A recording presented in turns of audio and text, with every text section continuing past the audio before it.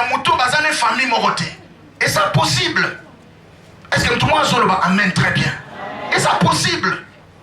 Voilà pourquoi nous devons renforcer la discipline. Tant que ma kambozo bikalelo, omitali yomoko, oza correct, nanzambe problème exact mais et outi na ba prédécesseur.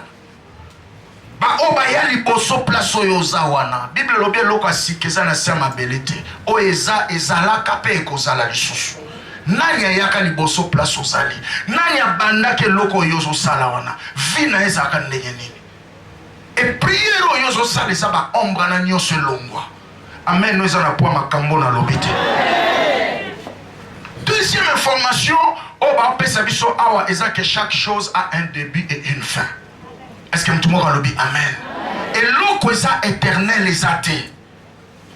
Bible lobby. Du temps de David, il y a eu une famine qui dira 3 ans. Point. J'aime ça. Je te dis ça la petite exégèse, il y a verset 1. Bible dit, du temps de David, virgule, il y a eu une famine qui dira 3 ans. Point. Donc Bible est telemiwana. Donc Zalawana, et ça qui n'est bandeli, nasuka. Ce qui n'attend David passe chez Zalaka et ça a 3 ans. Ici là, non, on dit maintenant, on soupe 3 ans na yo et cause na poko lelo. Amen, nous allons pouvoir makamna lobite. Parce que nzamba sala na mutu ndenge yo moko zomona. Tu ne feras pas en dehors ya façon yo zomona. Parce que ça, la foi c'est quoi? Si on lit la définition simpliste, c'est apprendre ou à laisser. La foi c'est voir ce qui n'est pas encore visible et toucher ce qui n'est pas encore touchable. C'est ça la foi. Que Simba on a une monanité, que Mona on a une monanité. Est-ce que tout le monde a dit amen? Et l'eau qu'on y a soit une bandelipe souka, pas sur zanango, difficultés au traverser, maladies au bela, complications au zomo na vie non na libala na banzela na yo, et ça ne bandelipe souka. Et ça va tout sous traverser ba étape wana net yo, penzamba longi sabango. Batusoupe bayaka ba culte kaka nengo yeboye assemblée pas bimi vie échanger. Et ça possible. Moi je suis de ceux-là qui croient qu'un seul bon contact dans Nzambe, dans un culte, ça peut changer une destinée. Nabi que ba meno bima mingi ba dimanche. Alléluia. Seulement na kati ya présence en Nzambe toza na 2 catégories. Ba toza mutu so ayena culte. Bayambie na protocole avai na kiti ayoki mateya akomisi nzambe apesi offrande alandi ba non Cécilia bimi aye na culte. Mais ça mutu mususu aye na présence en nzambe aye pa kota na présence en nzambe. Est-ce que tout le monde a lobby amen? Les catégories à batouana makambo changeaka na vie na bango. Parce qu'il y a un culte ordinaire, mais il y a une présence ensemble. Tous nos voisins appellent, est-ce qu'il y a un culte ordinaire? Il y a une présence ensemble. Il y a un séminaire, il y a délivrance, il y a une présence ensemble. Si il y a une présence ensemble, plus jamais des choses resteront les mêmes. Plus jamais des choses resteront les mêmes. Et je suis en train de voir une saison, il y a une malédiction, il y a un cycle, il y a un échec, il y a une saison, il y a un cycle, il y a gloire, il y a victoire, il y a bénédiction, il y a prospérité, il y a témoignage de Zobanda. Alléluia. Il y a un temps pour toutes choses. La famine a duré 1 année, 2 ans et 3 ans et 4 ans. Les lopenzamba au 4 célibat wana. Ako 4 cycles on a chômage. Ako 4 cycles on a malade. Est-ce possible? Mais piste atterrissage en Nzambe na vie nous a kondima na yo. Est-ce que tout le monde dit amen? Ceux qui ont reconfiguré, merci papa. Ceux qui ont reconfiguré foi na yo par rapport à l'élo. Et ça va ne batumi ba yaka na présence en Nzambe na ba foi moko futuriste. Yesu sa Marie, si tu crois, tu verras la gloire de Dieu. Ah, ne va c'est comme Mukola Sukatango, Bakofinyo Sobakose. Non, Yesu c'est l'élo. Est-ce que tout le monde a amen? La vie se conjugue aujourd'hui. Et les grands esprits savent que la vie c'est aujourd'hui. Demain, on a le contrôle dans le côté. L'oublié c'est un Nzambe. L'oublié l'équipe c'est pour la bateau baleka. Tu n'as qu'aujourd'hui. Et Et Bible dit Jésus-Christ est le même hier, aujourd'hui, éternellement. Hier, c'était pour les gens qui sont passés, toutes les histoires que nous entendons dans la Bible. Aujourd'hui, c'est pour toi. Demain, ça serait pour les autres. Donc, si tu crois aujourd'hui là, tu peux être guéri. Tu peux être délivré. Tu peux être restauré. Et c'est possible. Non, Sambela Nzamba les racheter. Lelo, l'obité lelo. Abana musala moko na vie na yo. Akocho na saison moko. Oleli pe mingi, ozeli batu mingi, olandi batu mingi. Nzambe sikwa salo muto esengeli batu balanda. Muto esengeli batu batalela. Obi makamwa Nzambe tango eloba makezaka neti jeme tango ekokisa moloba Nzambe azaka na culte wana. Je suis en train de dire à quelqu'un, bientôt tu diras que c'était difficile, mais j'ai réussi. Est-ce que tout le monde a dit amen? Est-ce que tout le monde a dit amen? Je crois que les offres pour la faveur à mon tour. Les Camerounais ne s'y raté. Famille dira 3 ans, après 3 ans, s'arrêta. Il y a un temps pour toutes choses. Même le Seigneur Jésus. Tango Seigneur iba nyokole ba nyokola ke tango Seigneur ba yoksesoni mais tango akufa ki aseko alataki nzoto mususu na batu ba bomaki ba ndako talene ngazo mata mais ba kokwa simbel shute Nzamba okoto na dimension ba ndoki ya famille ba ozana bango wana mais ba okoko lokote okobonga na famille wana epola wana kana famille wana ba mvutumwa wana ba komono zobala ba komono zobalisa ba mono bana ba osisa ba classe ba komono bandi kotonga ndako zo mata peti esili okoti ba komono posumi mutuka ba mono komo tinda bana na poto est-ce que mutongo na zolo bela zawa na lobi ke taye koki oyo yo pe fo mona clair yo pe fo ba lobela tina na yo ok ba fete ba tutro mbalo pe fo ba ya fete na yo mbalo l'église so ba osala cotisation pour la mariage na yo o lobi amene la tanzoto o lobi amene sala manegona malo makamwa lobi te ya lelo makamwa Nzambe tango eloba makatango esala maka bato amona kaneti je metango kokokisama ndoko loba Nzambe azala yekata makambo o lobi amene Nzambe la tango nzoto o lobi amene Nzambe kokisa yango na somo loboko Nzambe zo tia bilembo na ba front ya batu awa et tia bilembo na bilongi ya batu yo kombono eza sélectionné parmi batu ba omona bolambo na séminaire soko matisi amene Nzambe la tisi yango nzoto Nzambe pamolo moto zo semer un message oyo nazo engager lola na faveur na yo nazo kotisa lola na faveur na yo nalobi ke makolono nyatesika famille revate maboko ne kosimba biloko motuya calamité awa yo pe fosika likamuni si la raté et ça là 3 ans après 3 ans c'était fini. Est-ce que tout le monde a lobby amen awa? Troisième information de Zozwa awa est que il ne faut pas toujours attendre pour te décider.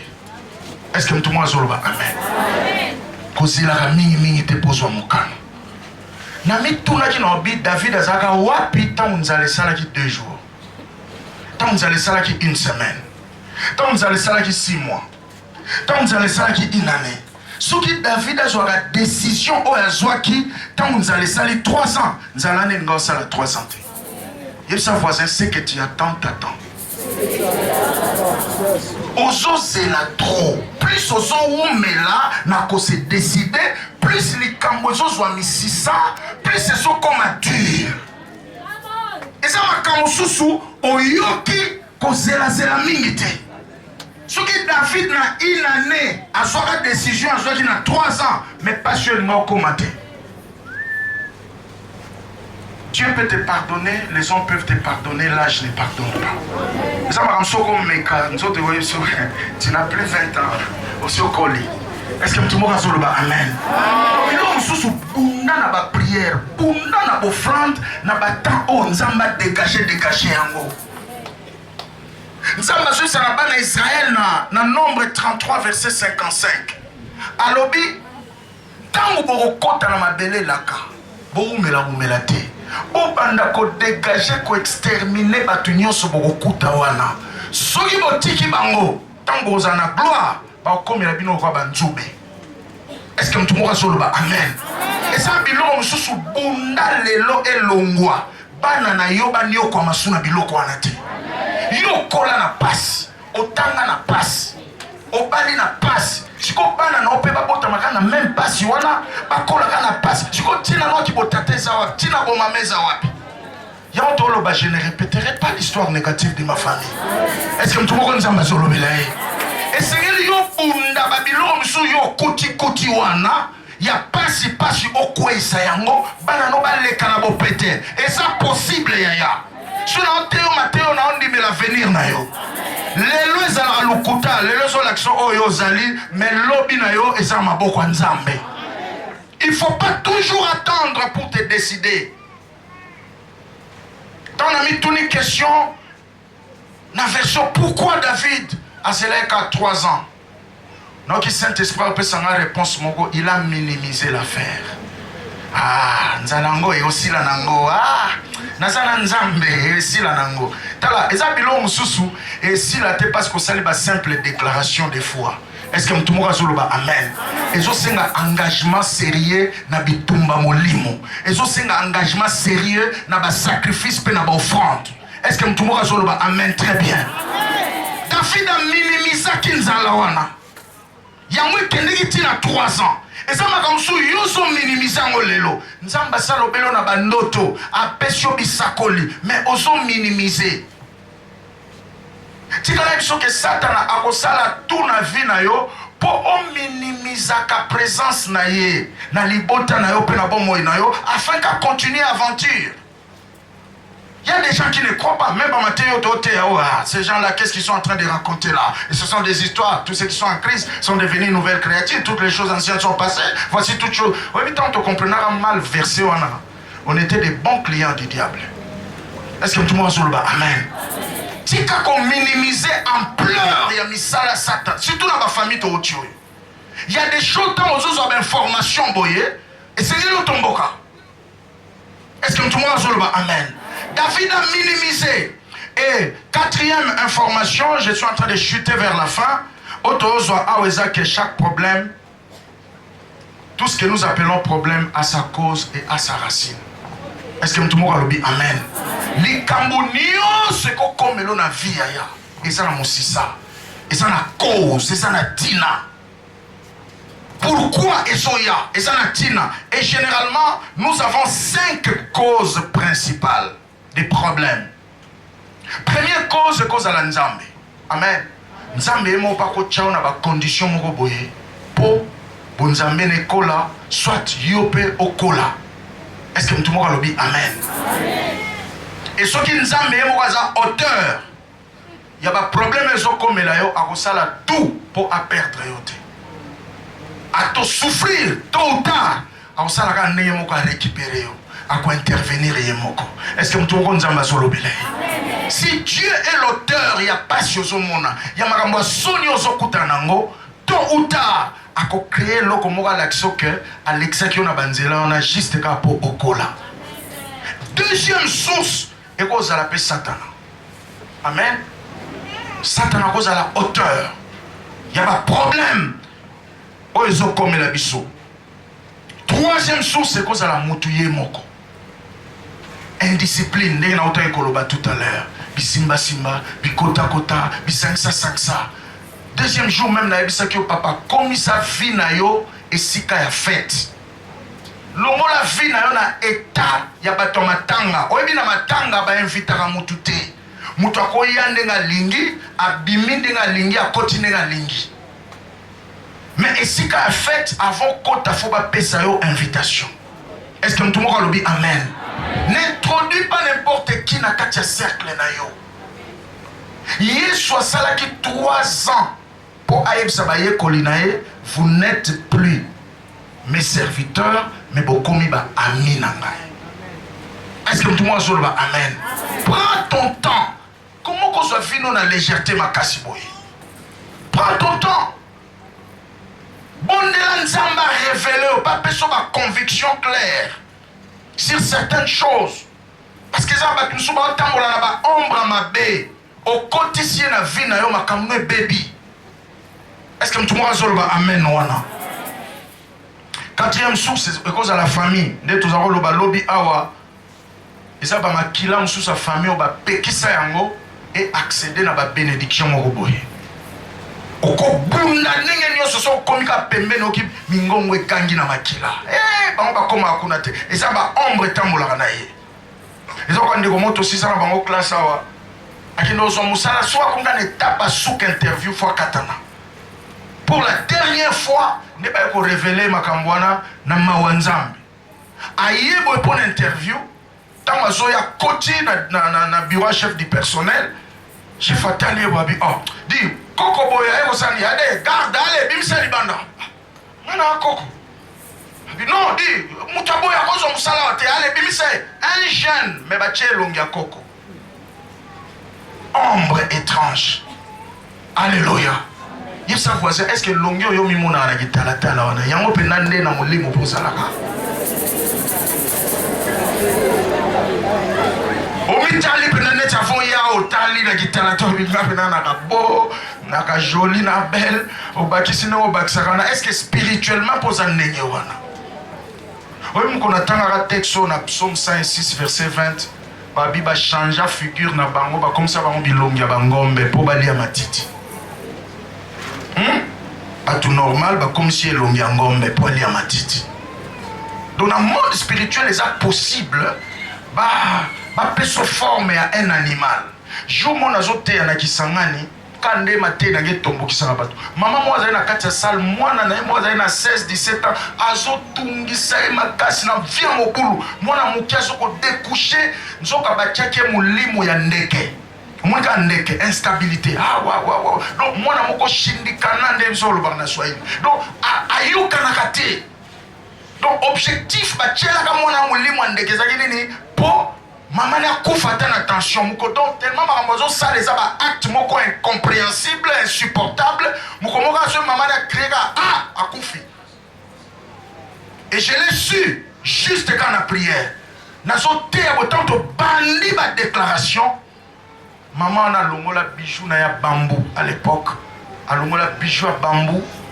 na ba médaille nango tout ça na ba bague ezaki une affaire à $1200 abimisi moyen à boaki na c'est ce jour là que j'ai compris puissance à offrande à boaki na kitunga donc azo boaka parce que nous avons été na bi l'offrande est un missionnaire et là on nyonso eza na kombo ezaka na matoyi eyokaka okosimba offrande na olobeli yango pesi yango mission otindi yango ekesala mosala okozo offrande na omikotisi na kati osui makambo na olatisi offrande wana oyo opesi nde bilo onama nasalaki yokasi lisez le prophète aboyaka offrande ne pamba parce que offrande ezalaki na lèpre ese mutu mwa azoloba amen ti azouta na mboka na bango kuna azalaki deja akoti lèpre na ye na kati ya baaction de grâce na ye yo moninga moko asekisanga évêque abi bandimi bapesa biso bambongo ya bien te eza rare mwana mondimi aye mpena boye papa $200 yango nakende bacope oyo eza dime te eza offrande te eza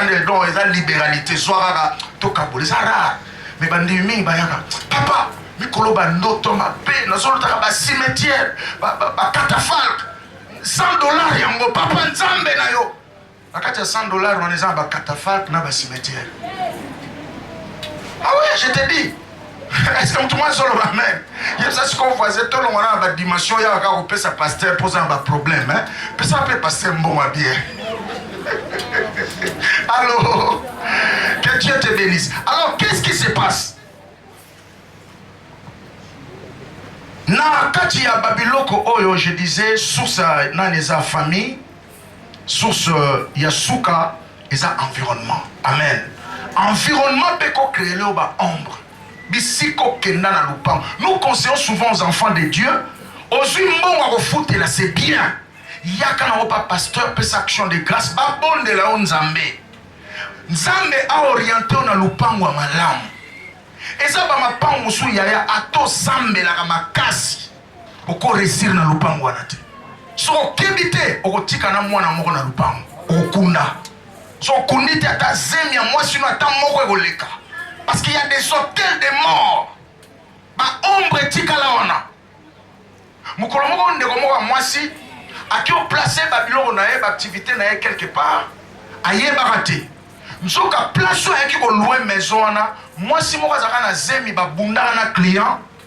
sikoyo tango babundi abomi client wana na kanda sikoyo tango amoni moninga akufi ye moko azwi mbeli amibomi donc esika wana ezalaki consacré na makila bato bakufa et un sataniste était de passage récupérer place wana lokwa bato bakufaki place wana installer hôtel de la mort babi mutu nyonso akoya awa soki ye moko akufi te fo akufela ti capital ne kozinda siko tango aye bato nyonso bazotala ye na mosika ye sa voisin tunaka pe oyi mamo penda atuni te aye kokota awa mais akokende quelque temps après 3 mois misala ne bani kokauka tout ça des choses comme ça et tant que retourna na voisin de ba robetele lisoba bi place oyo bato ba umelaka te et ça ba milliers mususu yaya okay oko perdre musala soit libala no pe kokufa parce que milliers wana il y a des esprits qui sont en permanent là-bas et ça là-bas ombre ba prédécesseurs ils ont plané wana bato ba sala misala mabe wana ba leka mais bililingi na bango ils ont continué à contrôler ma vie. Est-ce que tout le monde a amen? Et ces choses vous devez faire très très attention. Je vais terminer en disant dernière information que il faut chercher à connaître l'origine, la source de toutes choses. Est-ce que tout le monde a amen? Tant que David a eu information à l'Ukayeba, Makambamo Kasebanda, Wapi. Bible lobi akio mona bagabaonite a solo lina bango. Ba délivrance ba tumso zo senga kende na mosisa likambo bo solo la. Nakutana frère moko na Mbushimai. Ay komona ngo no papa sunga biso nzamba sasa biso tozo botate bona bona biso frère. Na mona na lingala ishasa. Yo komina no andeni. Na mo pe na alliance te. Bo kutende ni na mwasha.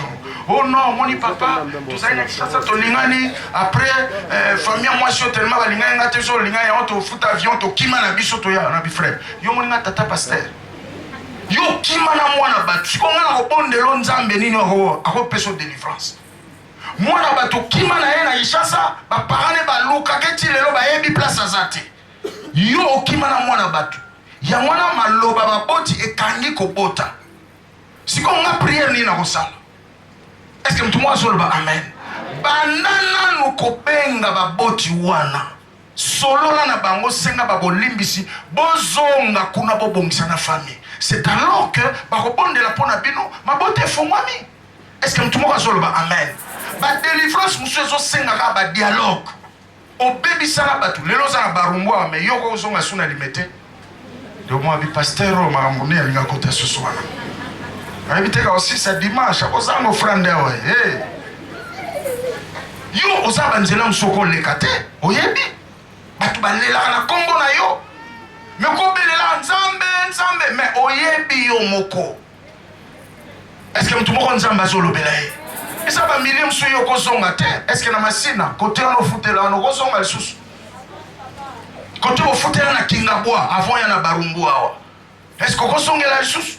Okima na bambonga batoma kelemba batu balela kana kombo na yo tilelo alléluia okosala belela nzambe kuna be mutazolela mungongo mwezo ganga loba kaka nzamba zate soki ndeko na kima na mbongo nanga loba tambola na mabele nzambe te akomona clarté na bomo inaye ndoko mona vie na yo compliqué ba ombre zo landa yo.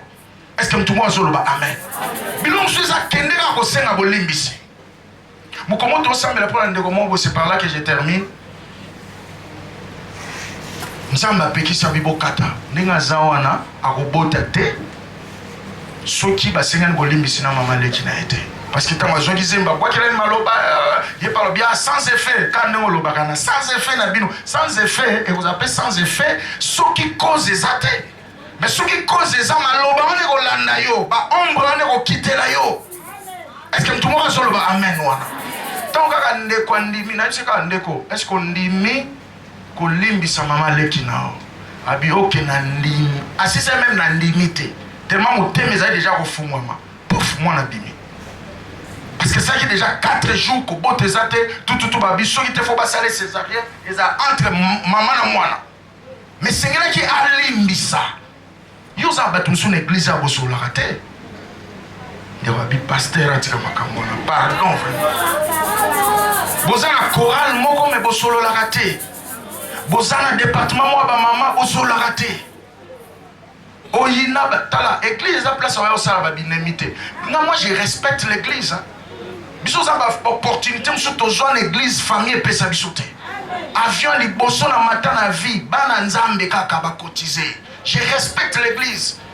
Il y a même si on a invité le pasteur à côté, on a invité ce talent, tout le monde va battre qui on a, je les respecte. Car batouane va foutre la ngaba billet avion na zo voyager. Car batouane va tiens moi, va passer moi loko nyoso muto akoza nango quand même normal la vie. Je les respecte. Donc tant au yo tel mille boswana ko ça va jeter. Pour moi montant na telemaka, na terre ba on est sengeli. Est-ce que tout le monde a sur le bas amen. Tala ne quoi ça pembeni no na ko selo ba grâce ko le katata na yo. Tika ba biloko no une église au sol saka o to sol saka o to sol église et sa famille. Est-ce que tout le monde zamba solo bilaye? Ba tout sous a délivrance nous allons tam sous ba prière milé to salté. Kende ka lobby sans moto. Senga pardon bo bongisa, bo réparer. Il faut achever la repentance jusqu'à la réparation des fautes. Parce que lorsque vous confessez devant Dieu, tu auras la paix. Mais lorsque tu répares la faute, ton cœur sera guéri.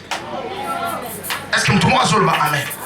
Donc on a les mots, on sait que tu m'as dit, on sait que les missions qui kimia, mais c'est bon mon ami, zoka bien te, zobanga tout, soit la zoya bo kiminzela, ton cœur n'est pas guéri. Est-ce que tu m'as dit sur le belay?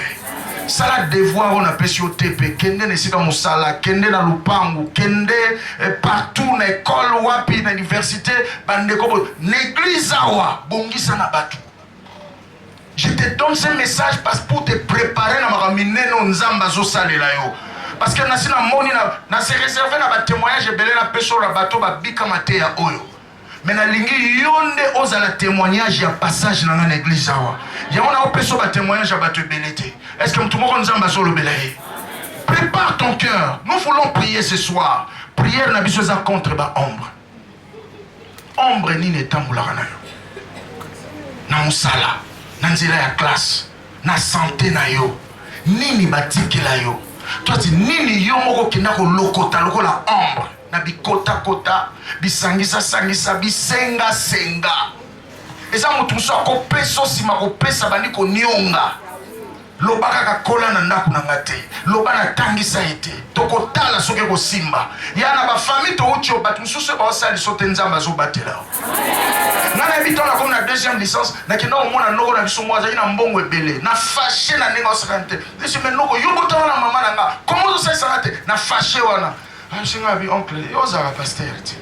Na boya ko peso mbongo na biso po, so na pesio, batu na biso ba ko réclamer. Oye ke fungola na mémoire.